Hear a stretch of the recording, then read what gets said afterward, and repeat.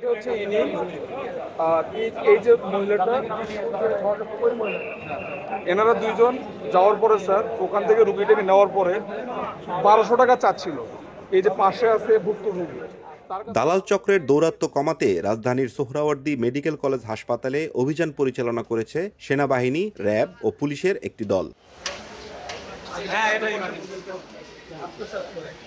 রোববার সকাল 11টার দিকে হাসপাতালের বহির্বিভাগে এই অভিযান পরিচালনা করা হয়। এর আগে সকাল থেকে র্যাব 2 এর একটি দল সাদা পোশাকে হাসপাতালের বিভিন্ন পয়েন্টে অবস্থান করে।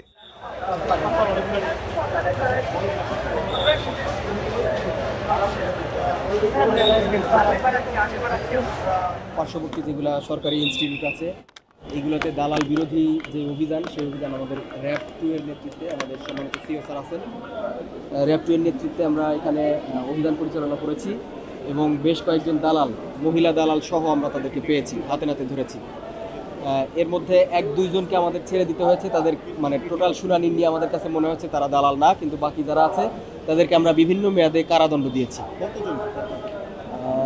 এইখানে 7 জনকে আমরা কারাদণ্ড দিয়েছি।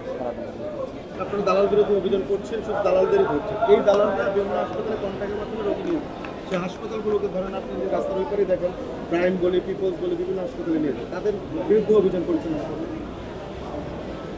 তাদের বিরুদ্ধে আমাদের এখনকার অভিযানটা আসলে দালালদের বিরুদ্ধে।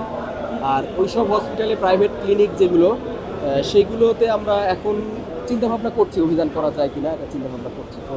মূলত কারণটা দেখেছি অতীতে র্যাব 2 এবং অনেক দুর্দর্শ অভিযান চলেছে, সেখানে অপারেশন থিয়েটার থেকে ড্রিল মেশিন বা যেগুলো আসলে অপারেশনের বাইরে সে ধরনের জিনিসপত্র এবং মানুষের যে অত্যাচার চিকিৎসার নামে, সেটাও কিন্তু হচ্ছে। যে আপনারা আসলে এটা ভাবছেন কিনা যে আপনাদের এই যে এই ধরনের হসপিটালগুলো যে আসলে অবৈধ হসপিটাল হচ্ছে, সেখানে অভিযান এবং ভুক্তভোগীদের সঙ্গে কথা বলে তাদের চিহ্নিত করার বিষয়টা, যে দালালগুলো আসলে পেছনে থেকে কাজ করছে, তাদের নিয়ে আসলে আপনারা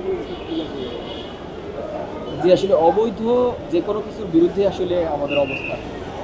আমরা ভবিষ্যতে সেই প্রাইভেট যে ক্লিনিকগুলো তারা সঠিকভাবে যদি আইন মেনে না চলে, তাদের বিরুদ্ধে আমরা ভবিষ্যতে অভিযান করব। আর একটা বিষয় একটু জানতে চাচ্ছি যে সরকারি হাসপাতালগুলো যে রয়েছে, সেই হাসপাতালগুলোতে কিন্তু দালাল চক্র, বহিরাগত দালাল চক্রগুলো কিন্তু এই সরকারি হাসপাতালেই আশপাশে ঘোরাফেরা করে, কিন্তু এটা প্রশ্রয় কিন্তু সরকারি হাসপাতালে কর্তৃপক্ষরাই দিচ্ছে।